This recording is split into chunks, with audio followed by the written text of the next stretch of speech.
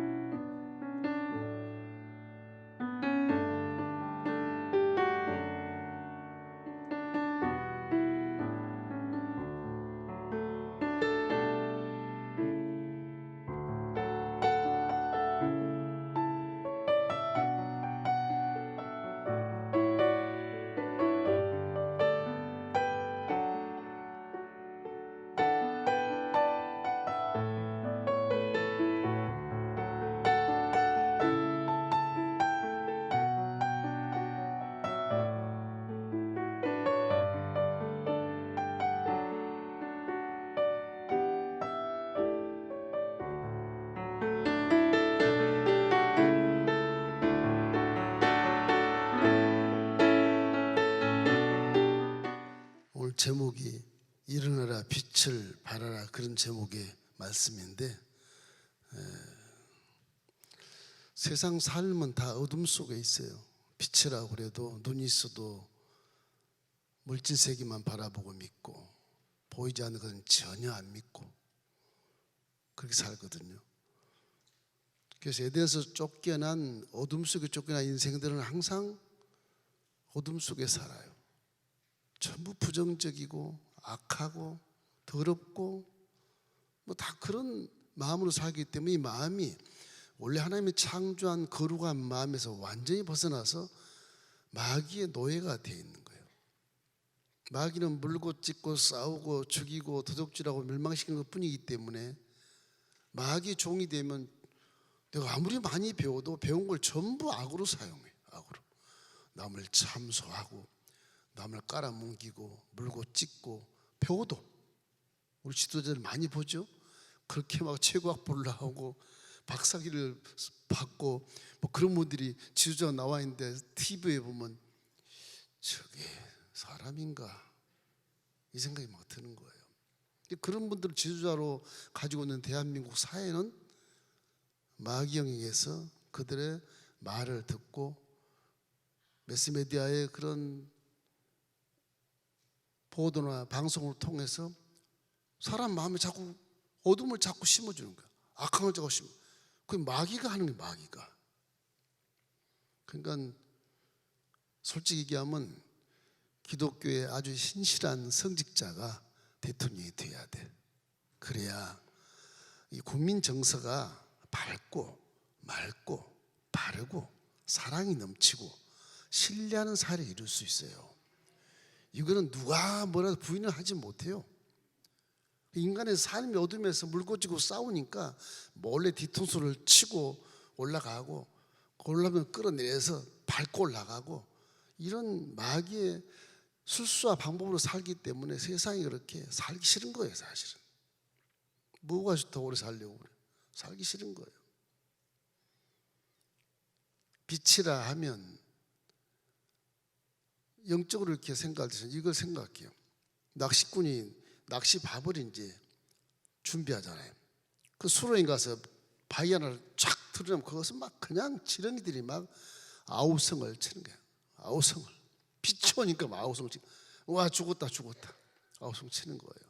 깜깜한 데 숨어 살면서 서로 물고 찢고 빨고 그러고 살았던 그런 인생들이 이 구더기처럼 높아봐야 얼마나 높을 것이며, 잘나봐야 얼마나 잘할 것이며, 잘생겨봐야 또 얼마나 이쁠 것이며. 그런데 낚시꾼이 그 돌을 촥 들으면 빛이 오면 그냥 당황하는 거예요. 그래서 빛의 능력이 굉장한 겁니다. 하나님은 빛이시라 그 나오잖아요. 우리는 빛에 대한 것을 많이 생각해 봐야 돼요. 빛은요, 서론이지만 우리가 한번 봅시다. 어둠을 쫓아내죠. 어둠을 쫓아낸다. 쫓아낸 게 아니라 스스로 도망가요. 빛이 오면 스스로 어둠이 도망가서. 여기는 이제 무질서가 있어요. 무질서. 혼돈이 있어요. 이게 뭐 어느 것이 바른 길인지 어느 것이 옳은 길인지 그런 길인지 몰라. 질서 우아래가 사라져버려. 안 보이니까 아버지고 뭐 자식이고 상관없어. 안 보이니까 전속 살해해도 별 의미 없고, 뭐 이 회개에 어떤 죄책감이 없어요. 방송 보도를 보십시오. 눈이 있어 보긴 보는데 그 뒤에 숨겨진 거 하나도 못 보잖아요. 하나도 못 봐요. 성경이 오면 그 눈이 열려요. 그래서 보는 거예요. 신령한 척하고 내가 널리 기도했더니 네 마음이 이렇더라 말할 수 있어요. 성령이 충만하면 충분히 그럴 수 있어요. 이 때문에 우리가 육신으로 봐가지고 되는 건 없어요. 전부 눈은 달려있는데 무질서 속에 살고 깡패처럼 살고 뭐 혼돈 속에서 길을 볼 수가 없어요. 그런데 이것이 질서가 와요. 질서가 지켜져요. 빛이 오면 질서가 지켜져요. 빛이 안 오니까 속고 속이고 사는 술수 방법으로 살아가는 것이죠. 그래서 세 번째는 뭐가 오겠느냐? 이 명암이 뚜렷하기 때문에 이게 분별력이 생겨요. 분별력. 빛이 오면 분별력이 생깁니다.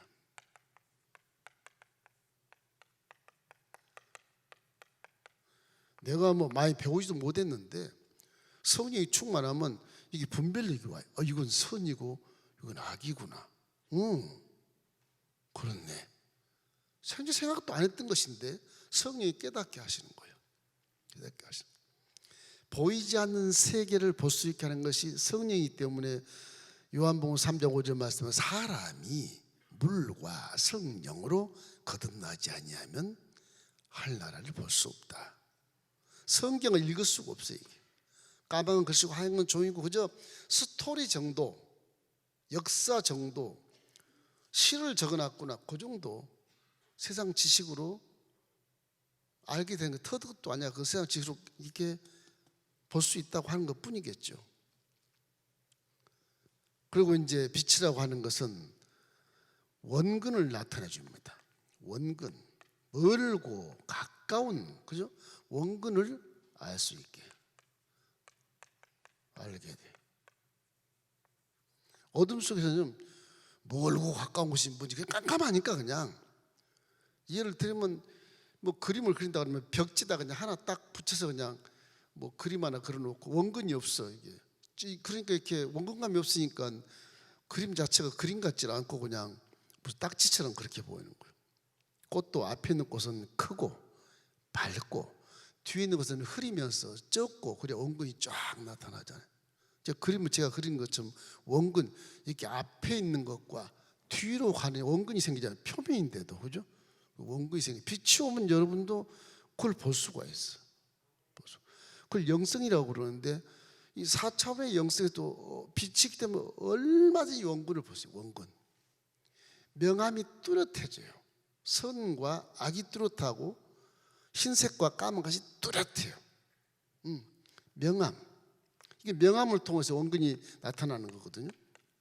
어두면 멀리 보이고 밝으면 가깝게 보여요. 그 다음에 빛이라는 게 마지막으로는 이거는 열을 나타내요. 열. 그래서 이 열이 결국에는 따뜻하게 하기도 하지만, 따스한 열이지만 치료다요. 치료가 돼요. 치료.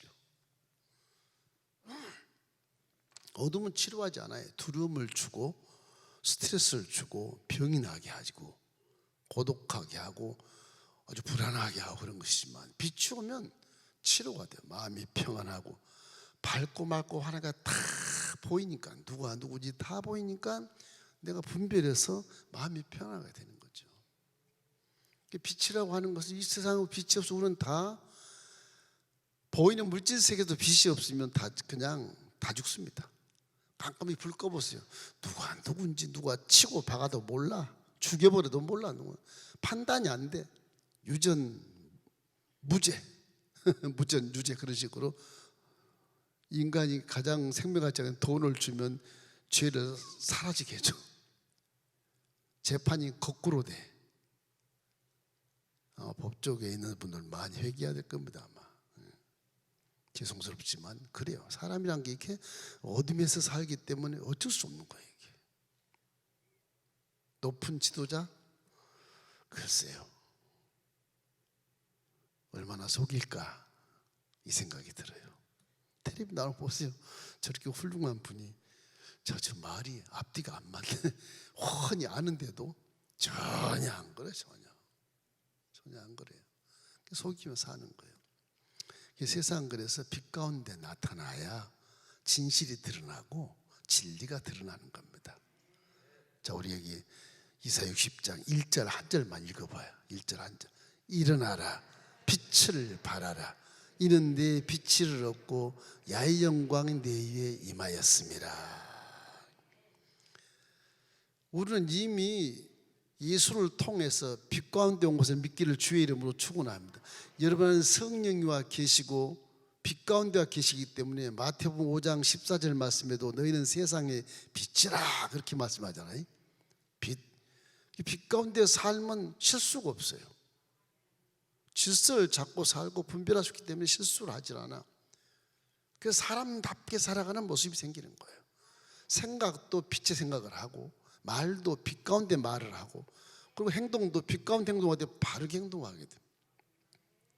숨기고 말하는 말은 어둠의 생각인데, 어둠의 말이 입에서 나오면 그것은 마귀가 작동하는 겁니다. 원망하고 불평하고 남을 속이고 남의 단점을 다 끄집어내서 막 퍼뜨리고, 전부 마귀가 하는 짓이에요. 내가 하는 것 같지만 다 마귀가 하는 짓이에요. 그 속에 귀신을 전문하는 목사님들은 그 귀신이야 그래. 그 남을 비판하자. 너 귀신 들었다, 귀신.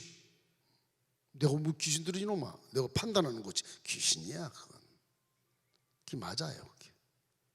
영성에서 맞습니다. 그게. 귀신이 하는 말이에요. 그래서 우리는 성경의 말을 조심하라 그렇게 하는데, 정말로 말에 실수가 없으면 아주 온전한 사람이 된다는 것은 그 사람이 빛 가운데 있기 때문에 말에 실수가 없는 거예요. 그런 겁니다. 그래서 60장 이거는 지금 죄악의 문제를 근본적으로 해결할 수 있는 메시아의 사역을 소개하는데, 이것이 전반적인 의미인데, 우리는 이미 여기 이사야 60장은 미래 재림에 대한 약속을 하는 것으로 나와요. 그런데 우리는 이미 초림해서 이물은 구원을 받아서 재림된 그 빛 가운데서 우리는 살고 있다는 것, 내용이 다 포함되고 있어요. 그 무엇이냐? 78억 인군정에 주님이 이 땅에 내려오셔서 여러분을 선택한 거죠. 여러분을 신부로 선택한 거예요. 신부로. 그리고 올라가셨어요. 내가 올 때까지 그때가 잘 기다려라, 빛 가운데 있으라. 그러고 올라가셨단 말이에요. 그 재림에 내려오는 거예요. 그 내용을 지금 이 이스라엘이 고통 중에, 죄악 중에 있는 이스라엘을 이사야 선지자를 통해서 앞으로 이스라엘이 회복될 것이니라. 너희들이 미워하는 이방인도 다 구원받고 예물을 가지고 나한테 올 것이니라. 나중에 이방에 대한 예언까지 다 해요. 이사야 선지자를 통해서. 근데 지금도 유대인들은 우리가 선민이야, 코리안, 이방인이야 그렇게 얘기해. 그 예수를 안 믿으니까. 이사야를 다 알면서, 이사야 선지자의 예언을 전부 읽으면서도 그래요. 성경을 모르는 거예요. 그들은 613개 율법만 지키기 때문에 그래. 성경 덮어놓고 그것만 지키기 때문에 그게 법인 줄 알고, 그게 구원인 줄 알고, 그렇지 않아요. 그 속에 위선적인 죄를 다 씻어 버려야 구원을 받게 되는데 유대인들은 그것을 깨닫지 못해 아직도. 가장 율법에 매여 가지고서 머리를 두 가닥으로 32번을 따야 된다면 32번 딱 따요. 딱 남자도 따요. 그런 식으로 살아요. 그 아주 교복같이 까만 그 성직자 옷 같은 그런 율법의 옷을 입고 납비 옷을 입고 다니거든요. 학생 때부터 그래요. 학생 때부터. 그 뭐 까만 모자 쓰고. 그 진짜 웃기는 거예요. 근데 그 시대의 변해도 그들은 그대로 변치 않고 그대로 해요. 수천 년이 지났는데도 지금 수백 년이 지났는데도. 미국의 랭카스타를 제가 한번 방문해 봤는데 거기 가니까 미국인데도 유대인들이 전기불 안 써요. 호롱불 켜요. 수도 안 먹어요. 안 해요. 그냥 지하수 먹고 살아요. 그 농사를 지어요. 그들은 뭐 율법대로 사는 거예요. 안식일날 다 씌워요. 전부 새카매고 다 모자 쓰고 마차 몰고 가요. 마차 탁탁탁탁 마차 몰고 호롱불 마차들 켜고. 그 신앙을 지키는 건 굉장히 위대해 보이고 훌륭해 보이는데 잘못 믿는 거예요. 그건 또 구약의 성전을 쫙 만들어 놨어요. 구약 성경에 나온 그 크기로 그대로 만들어 놨어요. 그대로 만들어 놨어요. 이스라엘에 있는 성전보다 더 정확하게 만들어 놨어요. 가보니까. 이야, 그 율법에 대한 그 성막에 대한 그 법도를 그대로 지켜요. 그대로 지켜요. 예수를 안 믿어요. 예수는 메시아가 아니다. 우리 메시아는 안 보이는 영적 하나님으로 이 새 우주를 창조하신 그분이 내려오신 거예요. 그렇게는 믿어요. 근데 이 말씀을 하신 예수는 믿질 않아요. 이사야 다 알고 창세기의 3장 17절부터 여자의 후손이 너 머리를 깨버릴 것이다. 그런 거 다 계약이 쭉 예언이 돼 있는데도 그거를 그 메시아 자체가 사람으로 안 내려온다는, 신으로 내려오신다는 거죠. 그런 믿음을 갖기 때문에 지금도 그것이 이제 미국의 이렇게 펜실베니아주의 이제 랭카스타에 거기에 이제 이렇게 민속촌처럼 그렇게 기독교인들이 살아가는, 유대인들이 살아가는 그 마을 산골짜기에다가 그걸 문화도시로 만들어 가지고 뭐라 그럴까, 관광하게 만들어 놨어요. 신기해요. 지금도 가보면. 그 자식이 이제 기독교나 또 뉴욕이나 워싱턴으로 이렇게 학교로 가잖아요. 그러면 딱 자식의 그냥 호적을 파버려요. 일반 문화에 대해서 저는 다 마귀 문화다. 그 문화 쫓아가면 넌 내 자식이 아니야. 이슬람처럼 완전히 그냥 자식으로 여기질 않아요. 거기는 뭐 택시가 들어갈 것도 없고요. 그 안에서만 말 타고 다니는 거예요. 마차 타고. 그 날마다 농사 짓고 안식을 탁 쉬고 아주 평화롭게 살아요. 그 모습이 어떻게 보면 참 잘 사는 모습 같기도 해요. 욕심 없이 교만하지 않고 이웃을 섬기며 서로가 사랑하며 한 공동체를 이루어 사니까 참 좋은 것 같긴 해요. 거기다 예수만 믿으면 기가 막힌 건데 그 유대인들이 그건 또 인정을 하지 않더라고요. 그렇죠. 지금 우리는 말씀 육신이 돼 있다는 전 예수 그리스도가 이미 우리 죄를 초림 때 내어서 다 죄를 사해주고 나서 재림에 대한 왕노를 할 수 있는 기반을 딱 닦아놓은 겁니다. 지금 그 여러분과 저는 지금 이 60장에는 재림에 대한 예언이지만은 그러나 지금 우리는 이미 재림의 반은 다 우리가 맞이하고 있는 것이거든. 예수를 통해 죄가 다 사주고 우리는 이 세상을 왕 같은 제사장으로 살고 있는 거예요. 사도 바울은 내가 세상을 넉넉하게 이기느니라, 그런 것처럼 인생의 일체 비결을 난 다 배웠다. 왜? 내게 누추는 자 안에서 내가 모든 것을 할 수 있기 때문에 그렇다. 사도 바울은 그래서 인생 일체 비결을 배웠다고 고백을 하지 않습니까? 그 지금 60장에서 이제 1장에 보면 빛을 발해라, 일어나서 빛을 발해라. 여러분과 저는 이미 빛을 받았기 때문에 빛을 발해야 됩니다. 빛. 어떻게 발할까? 여러분이 가는 건 다 빛처럼 비춰줘야 돼. 어둠이 들어와야 돼. 당황해야 돼. 여러분이 가면 말 한마디 해도 말이 안 통하지만 좀 당황스러운 그렇게 느껴야 돼요. 정직한 말, 원망스럽고 고통스럽고 둘이 원수같이 싸우는데도 고운 말을 하니까 당황하는 거예요. 당황하는 거예요. 술수를 말 때가 정직한 말을 하면 당황하는 거고. 그런 게 다 빛이거든요. 빛. 이 우리는 십자가에서 복음을 통해서 빛을 받아 누린 사람, 빛을 받아. 성령이 그 빛 속에 와 계시는 거예요. 성령은 어둠을 좋아하지 않습니다. 항상 빛 가운데 생각, 빛 가운데 말, 빛 가운데 행동을 통해 성령은 내 몸을 가지고 활동하면서 눈을 들어 보게 하고 귀를 들어 듣게 하고 마음을 열어 깨닫게 해서 손과 발이 말씀에 순종해서 복을 받게 하는 것이거든요. 빛 가운데 있어야 복을 받지. 어둠에서 아무리 잘나고 똥땅거려 봤자 그건 후회하는 인생을 사는 겁니다. 어둠에서 무슨 열매를 맺겠어요? 썩어지면 맺는 것이죠. 아무리 부자 돈 많아 부러워할 이유가 없어요. 그 썩은 부자예요. 썩은 부자. 부러워할 이유가 하나도 없어요. 결국 그거 가지고 악한 데 사용하다가 허물을 동반해서 절망해 버리는 거예요. 인생 자체가. 그 빛 가운데 가난하게 산다 해도 그 사람은 당당히 살고 보람찬 생사도 고백할 수 있는 그런 삶을 사는 것입니다. 사람이 이해가 되지 않는 게 한 20억 있으면 평생 살려나 50대가 한 20억 있으면 죽을 때까지 먹고 살지 않겠습니까? 그죠? 10억만 있어도 살 것 같은데? 그런데 뭐 욕심이 얼마나 수천억을 그냥 벌으려고 사기를 치고 막 그렇게 불로소득을 챙겨가지고서 땅에다 묻고 아무도 모르는 데다가 이렇게 묻고 그 천년 만년 살 것처럼 얼마나 어리석어요 그게. 나는 너무 어리석다고 생각해 그거. 너무 어리석어요. 바보 천치야 그건. 한 10억 남겨두고 다 이웃을 돌보고 그랬으면 얼마나 위대한 인물이 되겠어. 바보 천치들이 진짜. 혹시 여러분과 저도 욕심을 계속 쌓여서 모아놓나? 나야 뭐 얼마 안 되니까 10억도 안 되니까 뭐 괜찮겠지. 그래도 여유가 있든 없든 빛 가운데 삶은 이웃을 보이니까 보이지 않아요. 이웃이 보이지 않아요. 어둠은 안 보여요. 보이지 않아요. 이게 보이니까 도울 수밖에 없어요. 사람을 하나님처럼 긍휼히 여기십시오. 사랑하십시오. 사랑하면 주라. 그리하면 줄 것이니 후히 대해 흔들어 넘치게 안겨주리라.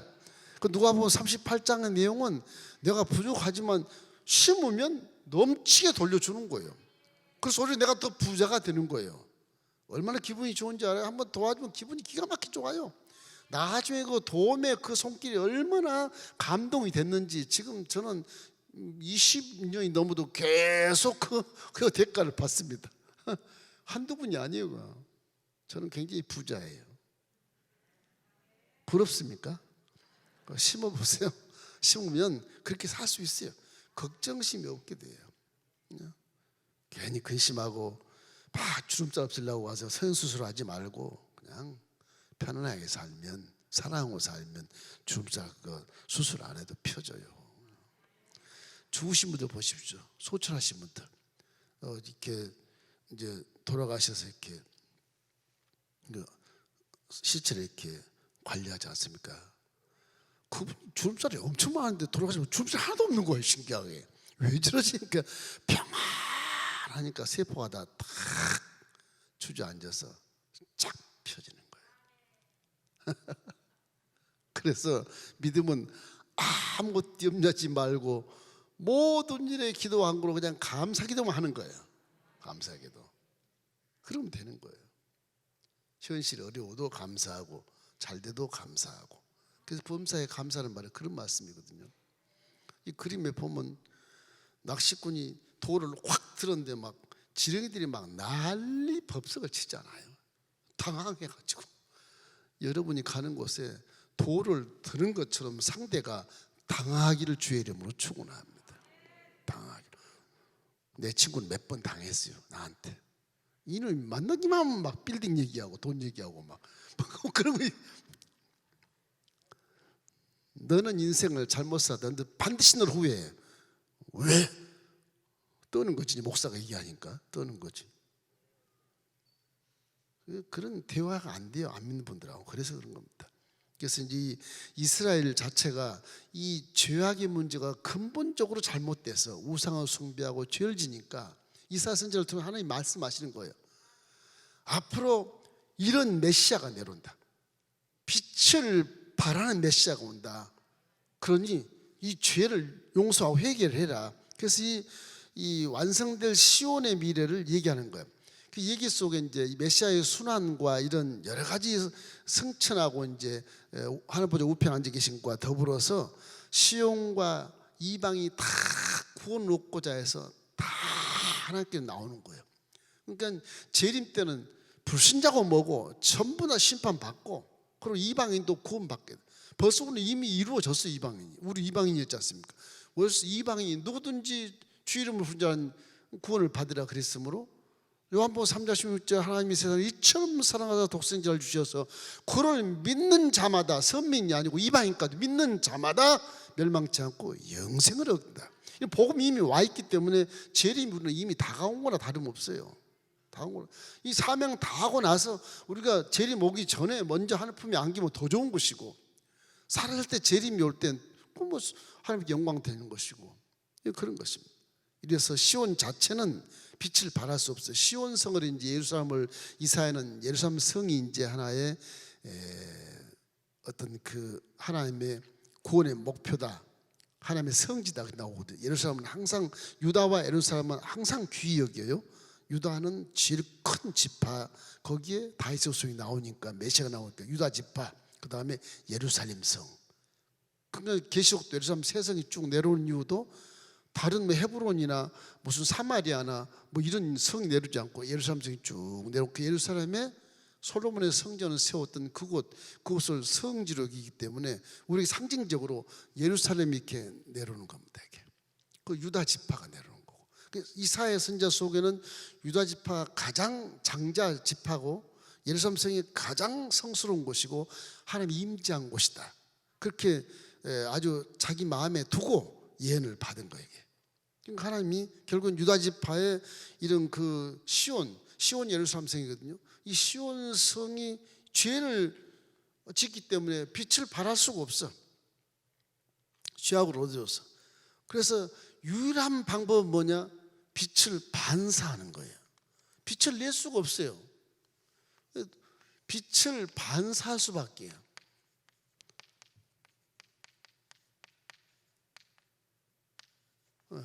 빛을 반사하는 거예요.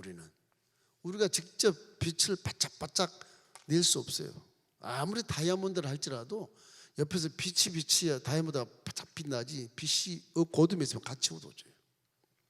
그러니까 우리는 내가 빛이라, 너는 세상의 빛이니라, 내가 빛인가? 그런 게 아니고 예수 그리스도의 십자가에서 복음의 빛을 내가 받아서 비추는 거예요. 이렇게 비춰준, 거울로 받아서 비춰준. 그 내 마음이 깨끗해야 돼. 거울이 깨끗해야 빛이 온전히 비춰지죠. 내 마음에 성의가 끼고 죄가 끼고 더러운 것이 거울에 끼어 있으면 얼굴도 잘 안 보여요. 그죠? 빛 반사해봤자 별 의미 없어. 항상 그래서 회개하는 것이 중요해요. 내 마음의 거울을 자꾸 닦아주는 것이 좋습니다. 그러니까 이 회개가 필요해요. 이 반사나 언제나 여기에는 회개가 반드시 필요해요. 회개가. 그래서 거울이 잘 보여야 돼. 그걸 말씀하신 거예요. 자, 고린도서 5장 17절을 한번 읽어보십시다. 그런즉 누구든지 그리스도 안에 있으면 새로운 피조물이라, 이전 것은 지나갔으니 보라 새 것이 되었도다. 우리 이제 어둠에서 건져냄 받아갖고 빛 가운데 딱 와 있다고 복음은 얘기하거든요. 그래서 저와 여러분 빛 가운데 사는 자녀들이에요. 빛의 자녀들처럼 살라. 새로운 옷을 입은 우리는 이제 빛 가운데 살고 있기 때문에 내가 죄진 거 다 더 분별했어요. 옛날에 있던 죄가 뭔지 몰랐는데 예수 믿고 나서 뭐 그것도 죄야? 이렇게 깨닫는 거 있잖아요. 고민하기 때 연필 하나 이렇게 훔친 거, 예수 믿고 그게 보이는 거예요. 그게 뭐야 이게? 염치는 게 무슨 뭐 그 장난을 훔친 건데 그것도 죄야? 깨닫게 되는 거예요. 세상에 있으면 죄일 것도 전혀 아닌데 예수 믿다 보니까 이게 전부 죄가 돼가지고 막 걸림돌이 생기는 거예요. 그래서 믿음의 갈등을 막 느끼는 거예요. 그 믿음의 갈등도 좋은 것입니다. 내가 의로움의 복음을 믿고 있기 때문에 갈등을 느끼는 것이지, 믿지 않으면 갈등 느낄 이유가 전혀 없잖아요. 전혀. 남들도 다 죄진데 뭐 어때 이거지까. 그렇게 되잖아요. 예수 믿으면 그게 죄라고 나의 충격이 오는 것이거든. 그거 닦아야 돼. 잘 닦으면 예수님의 참빛이 내 속에 그냥 비쳐서 그냥 반사하는 거예요. 요한복음 1장 9절 말씀에 보면 참빛 곧 세상에 와서 각 사람에게 비추는 빛이 있었으니 그가 세상에 계셨으며 세상 그로 말미암아 지은 바 되었을 때 세상이 그를 알지 못했다. 우리는 반사된 거울이지만 예수님은 참빛으로 하나님 오셔서 창조주 오셔서 왔는데 세상이 다 그분이 지은 것인데도 이게 깨닫지를 못하는 거예요. 어둠 속에 있으니까 못 깨닫는 거예요. 그러니까 저와 여러분과 불신자하고는 어마어마한 차이가 있습니다. 가치관에 있어서, 삶의 의미에 있어서. 비록 내가 믿음이 적어도 엄청난 차이가 나요. 깨닫는 차이가 보통 차이가 아니거예요. 그들은 먹고 있고 막 누리는 것만 갖고 막 기를 쓰고 거기에 눈이 팔 다니지만 우리는 그렇지 않잖아요. 아무리 믿음이 적어도 예배 딱 드리잖아. 성령이 내 안에 계신 것을 믿어야 되지만 못 믿어도 그분들과 차이가 엄청 나요. 왜? 우리는 빛 가운데 있기 때문에 그래요. 자긍심을 갖고 자랑하시기를 주의 이름으로 축원합니다. 전도도 당당하게 하는 게 좋아요. 예.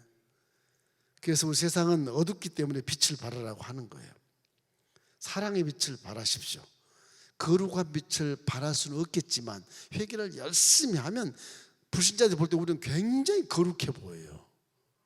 제 친구가 그전에 야 장기야 이렇게 왔던 애들인데 나이가 먹고 내 목사가 됐다니까. 민 목사. 임자를 붙일 수 없고 민 목사 그렇게 얘기해요. 말이 불편해. 이게 불편해요. 목사라는 그런 직분 때문에 그럴 수 있겠지만 그러나 교회에 그러면 좋은 일하고 선한 일하는 걸 저희들이 알고 있거든요. 자기들이 맨날 수수방법으로 사니까 죄 속에 떨어진 자기들이 알고 그렇게 얘기하는 거예요. 안 그랬으면 그냥 이름 부르지 뭐. 이름 부르죠. 그러지 않겠어요? 양심에 약간의 가책이 있어서 그러는 거예요. 그 진실성, 예수 믿으면 빛 가운데 있으니까 정직하거든요. 빛은 이렇게 꼬부라지지 않습니다. 이게 반사 굴절을 해도 반드시 가요. 빛은 항상 반듯해요. 언제나 정직한 걸 주님이 기뻐하셔요. 하나님은 정직하시거든요. 진리의 말씀도 정직한 것이고 거짓이 없어요. 하나님은 사람이 아니시니 거짓말하지 아니하시고 인생이 하시니 후회가 없으시도다. 그거 하신 말씀은 그대로 된다고 말씀하잖아요. 민수기 23장 19절 말씀에 명확하게 적어 있어요. 그래서 저와 여러분은 후회 없는 인생을 살 수 있다는 것을 믿기를 주의 이름으로 축원합니다. 고린도서 4장 6절 우리 한번 읽어보십시다. 어둠 대 빛이라 말씀하셨던 그 하나님께서 예수 그리스도의 얼굴에 있는 하나님의 영광을 아는 빛을 우리 마음에 비추게 하셨느니라. 성경은 정확해요. 예수님이 왜 빛이야? 이유를 딱 써놨잖아요. 하나님의 영광의 빛이 예수 육신 속에 딱 들어와서 우리를 비춘다고 말하잖아요. 우리는 그 빛을 비춰서 세상을 비추는 거예요. 거울만 깨끗하면 세상 사람들이 두려워해요. 당황해요. 이 지렁이들처럼 당황하고 두려워한다. 막 정신없어요. 우리가 거울만 깨끗하면 쫙 비치면 다 도망가야 다. 고개 숙이고 막 어둠 속에 머리 쳐박고 부끄러워라. 막 그렇게 되어 있어요. 자, 둘째는 이방인의 구원이 나와요. 우리는 그 초대교회 이방인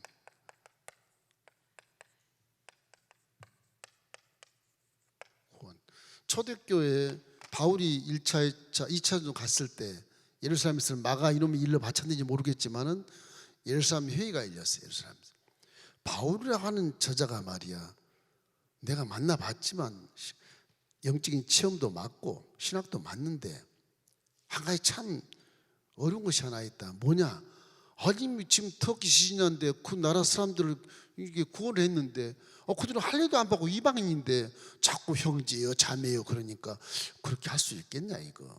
그 이제 예수님 공회의에서 이게 첫 회의에서 이게 이제 신학적 논쟁이 막 빚어지는 거예요. 그때 사도 바울은 구약에 능통한 자거든요. 말씀을 알면 이단에 빠지질 않아요. 능통한 자거든. 사도 바울이 야고보와 함께 동역해가지고 야고보가 사도편에 딱 서서 이제 변론을 해줘요. 근데 사도 바울이 구약에 잘 봐라. 성경 그렇게 모르냐? 주의 이름 부르는 자는 구원을 받으라고 요에서도 있고 이사야 선지자 예를 들어봐라. 이방인도 구원을 받고 또 요즘 아브라함 후손이라 그러잖아요. 아브라함 후손이 전부 할례 받아서 선민이 됐는데 아브라함 그 가문에 돈 주고 산 엘리에스도 있고 종들도 있어. 그거 이방인이었지 다. 아브라함 난 자식이냐? 전부 할례 받아가지고 선민이 돼버렸어. 이 바보들아. 뭐 이렇게 하니까 예루살렘 있는 12사도들이 그냥 쪽을 못 쓰고 가만히 있는 거예요. 그래가지고서 야고보가 일어나서 그래도 예수님 동생빨 된다고 일어나서 바울을 호의 밀어줍니다. 맞아, 바울 말이 맞습니다. 그럼 우리가 성령으로 하나가 돼서 도장을 딱 찍어서 공문서를 작성합시다. 이제 바나바가 조기를 해요. 야, 터키 사람들아, 목매달아 죽은 거 먹지 말아라. 그 유대인들이 가장 혐오스러운 것이다. 그러니 형제 자매가 되려면 율법을 무시하더라도 할례를 안 받더라도 그거 좀 지겨운 거 하지 마라. 사기치지 마라. 간음하지 마라. 거짓말하지 마라. 한 5가지 정도로 써가지고 이제 예루살렘 공회에 도장을 탁 찍고 사인해가지고 그걸 가지고 사도 바울이 2차전 실러와 함께 이제 육지로, 그때 배 안 타고 육지로 이렇게 지금의 시리아 지진 난 데 있지 않습니까? 안디옥 교회 그쪽 지나서 갈라디아 중부로 쭉 가서 그 이고니온 그쪽으로 가고 또 더베로 가고 1차전 때 제자 삼았던 전부 공문서를 보여주고 너희들은 유대인들이 믿는 하나님을 너 이방인들이 믿은 것이니까 유대인들 형제들에게 혐오스러운 걸 하지 말아라.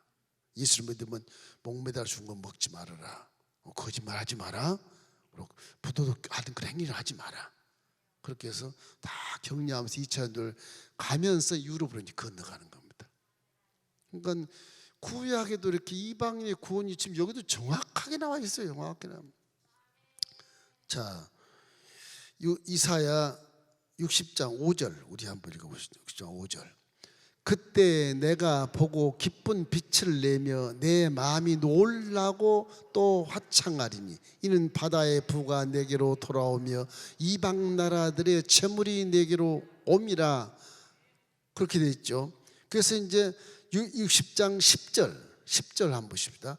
내가 노하여 너를 쳤으나 이제는 나의 은혜로 너를 불쌍히 여겼은즉 이방인들이 내 성벽을 쌓을 것이요 그들의 왕들이 너를 섬길 것이며. 그러니까 예수님을 때론 재림에 대한 만왕양 예수님을 이방인들이 이스라엘 막 그냥 귀찮게 하고 착복하고 침략해서 막 수탈하고 그랬던 사람들이 아주 좋지 않은 민족인데 주님이 재림한 그날은 그들도 다 예물을 가지고 예수님 앞에 올 것이다.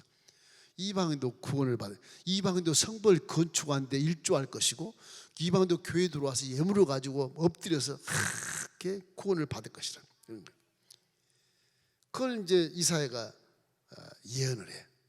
지금 벌써 반은 다 이루어진 겁니다. 재림의 반은 초림이 와서 다 이루어 놓으신 거예요. 그 근간을 재림이 와서 확인한 것뿐이지 지금 초림이 훨씬 더 중요한 거예요. 지금 이사야 선지자가 700년 전에 예언한 것이지만 지금 우리는 이미 지금 재림한 것처럼 살고 있다고요. 할렐루야. 이미 재림하시 살고 있는 거예요.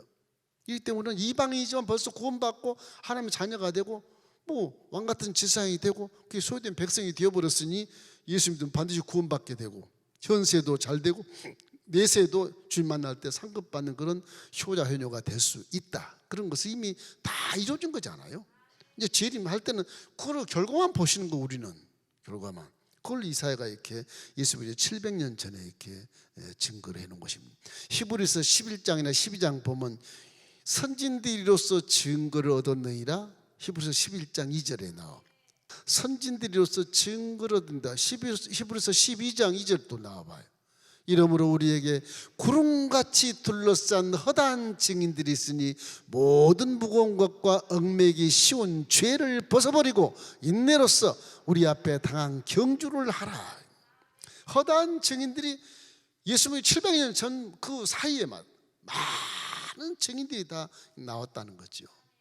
성경은 실제를 기록하고 그것을 증거할 수 있는 근거를 만들어 놓아서 다 자격이 있고 방법이 있고 그리고 구원받을 길이 다 열려 있는 것입니다. 이럴 때면 어떤 다른 어떤 경전들과는 전혀 달라요. 성경은요. 아주 근거가 명확하기 때문에 이걸 무시할 수가 없어요. 실제로 있는 것을 수천이나 1점도 변치 않고 믿기 때문에 이거는 그냥 시대가 가고 환경이 달라도 그대로 성경은 들어맞거든요. 들어맞거든요. 성령이 역사해서 그런 것입니다. 그래서 이방인들이 예물을 가지고 시온으로 나온다는 이런 기가 막힌 일을 하면서 이 본문에 여러분이 어려운 말이 있어요.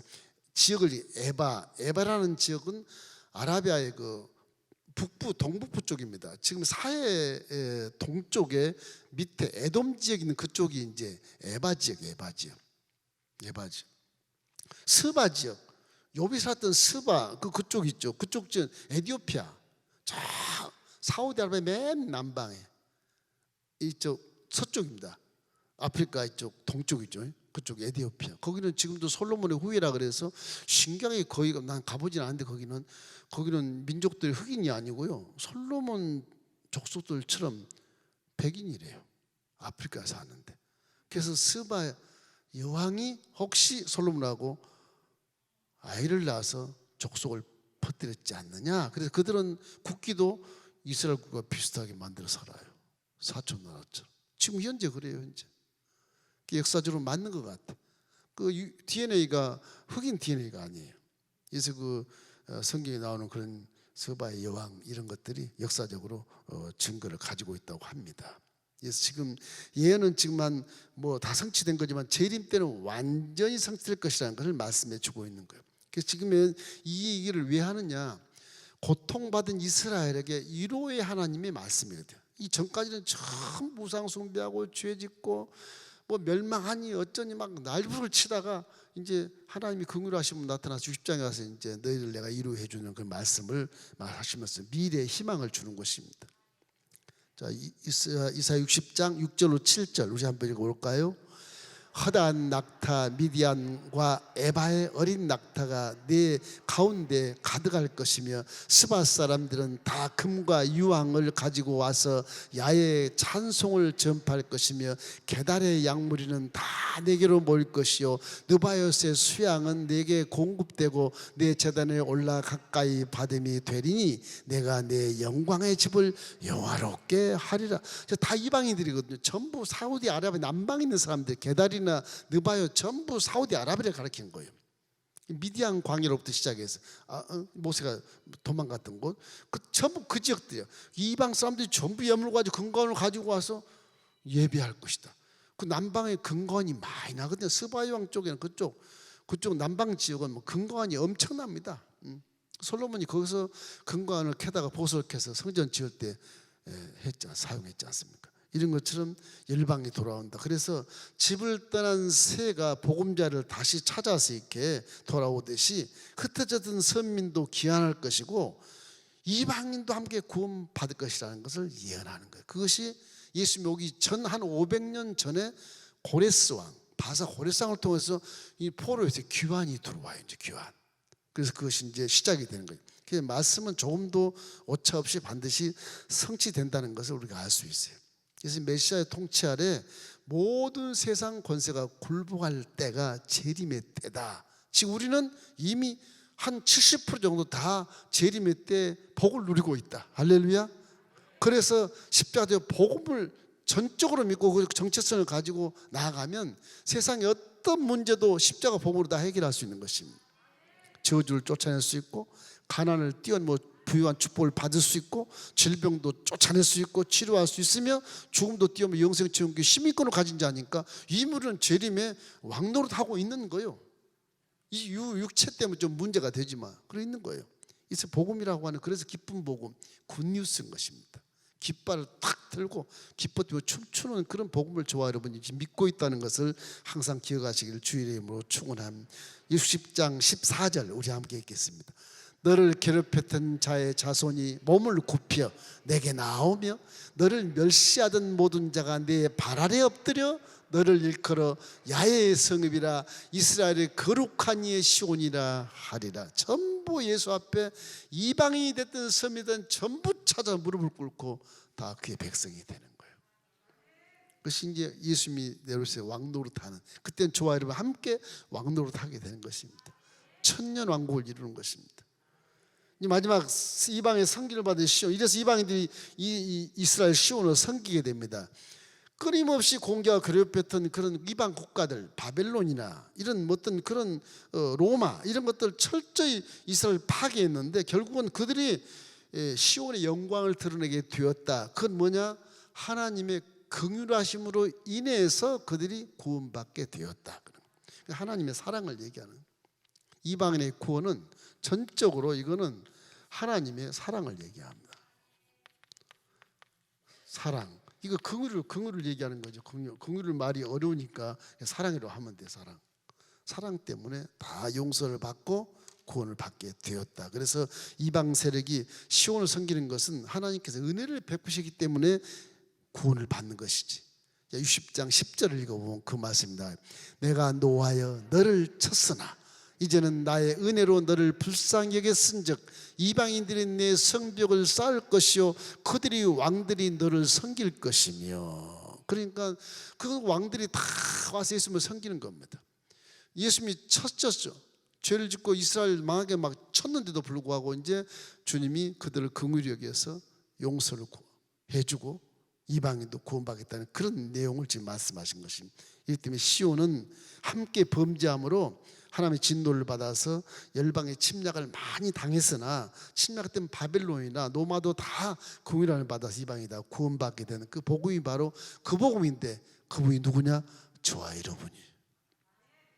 이방인 옛날에 막 예수님 막 공격하고 쓸데없이 뭐 교회라 그래 막 치우고 좋은다면 너네 잘 믿어라 그러고 그랬던 사람들이 이제는 긍휼함을 입어서 우리가 예수님의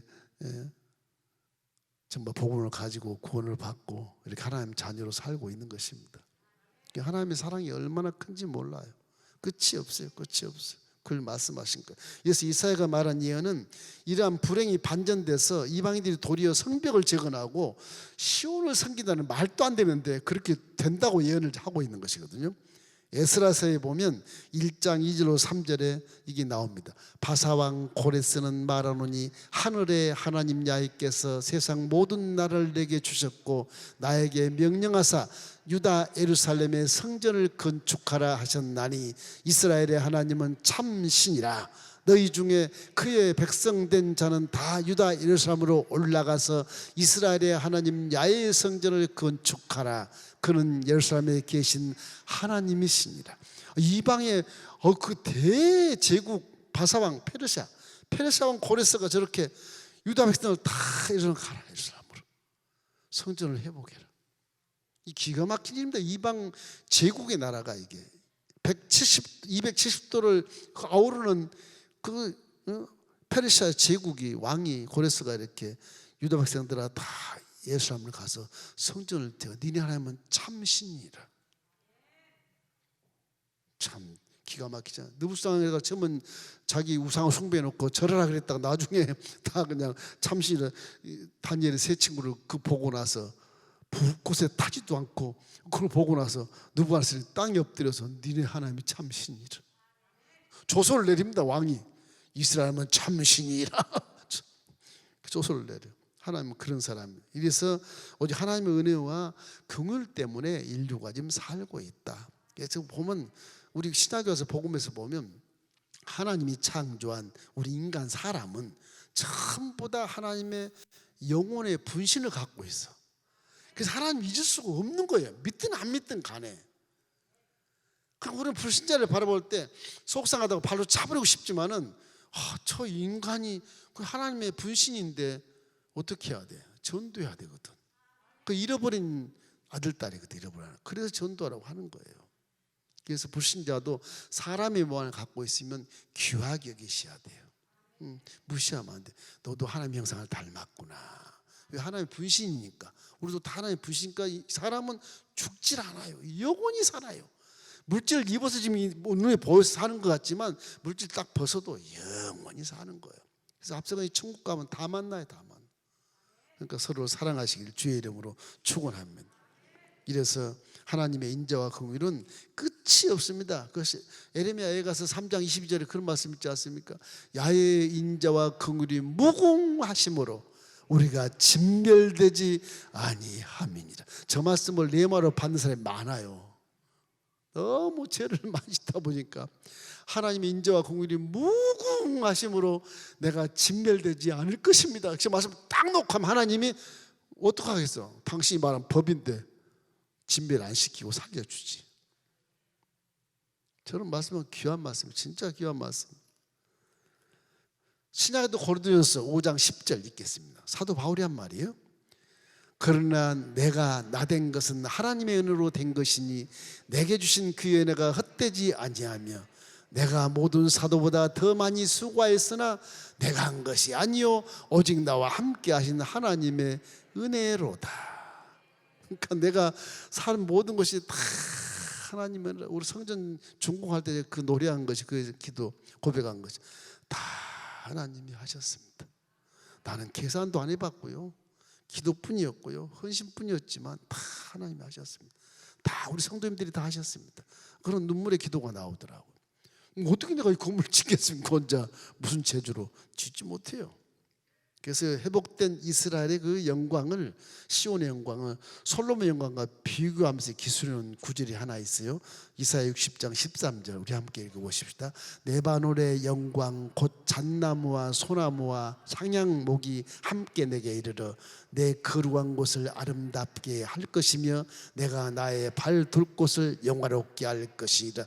이미 저거예요. 솔로몬 성전 때 이 레바논의 비향목이 다 들어왔어요. 벌써 예시가 딱 돼 있는 겁니다. 그 말씀을 하시는 거예요. 레바논 그들도 다 내 앞으로 와서 엎드려서 경배할 것이다. 그들이 아무리 배양모이고 높이선 교만 있다 해도 다 경배한다. 그런 내용.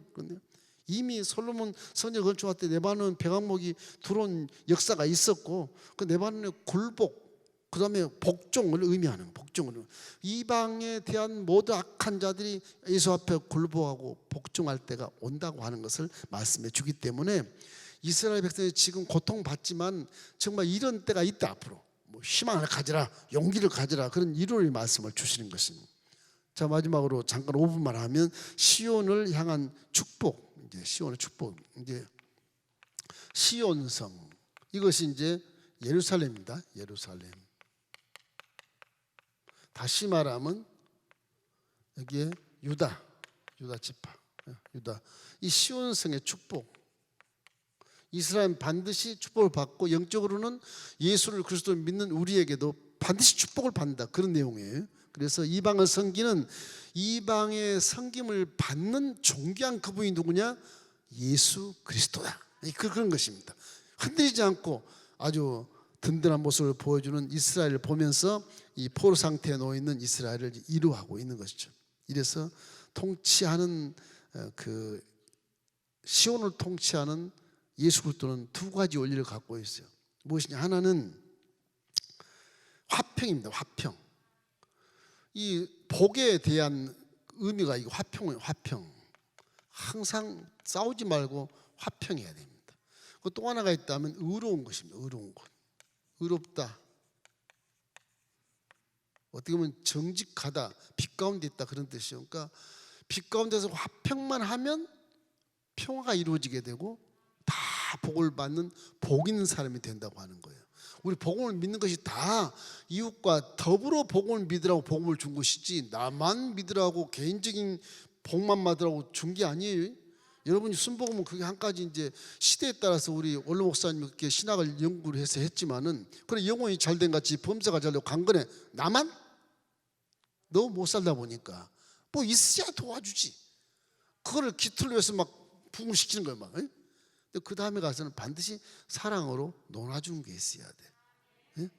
그걸 얘기하는 거예요. 그러면 다 더불어서 함께 살 수 있다, 그런 내용. 이 두 가지 원리를 제시할 때, 이게 의로운 삶을 살지 못하면 거기에 반드시 슬픔이 있고 거기에 어려움이 당하게 되고 그 마귀역사가 임하기 때문에 영적으로 황폐해져 버려요. 항상 깨끗이 살려고 애를 쓰고 거울을 닦는 것처럼 회개를 많이 하고 그렇게 살라고 하는 것입니다. 이 통치하신 분이 두 가지 원리 제시하는 거예요. 그래서 시온을 영광스럽게 하신다. 그래서 이제 마지막으로 이사야 60장 19절 20절 우리 함께 읽겠습니다. 다시는 낮의 해가 내 빛이 되지 아니하며 달도 내게 빛을 비추지 않을 것이요 오직 야훼가 내게 영원한 빛이 되며 내 하나님이 내 영광이 되리니 다시는 내 해가 지지 아니하며 내 달이 물러가서 하지 아니할 것은 야훼가 내 영원한 빛이 되고 내 슬픔의 날이 끝날 것입니다. 재림이 올 때는 완전히 이제 해와 달이 필요 없어. 하나님 보호자 빛이 워낙 밝기 때문에 그냥 계시록 나타나는 것처럼 해와 달이 필요 없는 그런 시대가 온다. 이런 그 천국을 말씀해 주시기 때문에 우리 지금 이 땅에 비추는 태양이나 달, 별 그런 것들은 의미가 없다. 그래서 계시록 21장 23절 말씀에 그 말씀이 있어요. 그 성은 해와 달의 비침이 쓸데없으니 이는 하나님의 영광이 비치고 어린 양이 그 등불이 되심이라. 이제 새 예루살렘 성에 가면 저렇게 이제 해와 달이 필요 없다. 너무 밝기 때문에 우리가 환상을 봐도 예수님 얼굴이 안 보이잖아요. 하나님 얼굴이 안 보여. 그러니까 옷자락만 이렇게 보고 그렇지 얼굴은 전혀 안 보여요. 얼굴은 너무 빛이 바래서 그런지 눈이 멀어볼까 그러는지 몰라도 안 보여주세요. 그래서 이 이사야 60장은 다분히 이렇게 종말적인 그런 색채를 띠고는 있으나 이미 우리는 십자가 대속의 복음 예수를 믿고 나서 영혼이 잘된 같이 범사가 잘 관건한 삶을 살고 있으면서도 우리는 이웃을 위해서 더불어 살아가게 하는 그런 사랑과 화평과 의를 통해서 세상을 변화시키라고 하는 사명을 우리가 개개인마다 조금씩 다르지만 그 사명을 감당하고 있는 것입니다. 여러분 주어진 사명을 잘 깨닫고 감당하시기를 주님의 이름으로 축원합니다. 왜냐? 우리는 신부이기 때문에 그렇다. 그런 것입니다.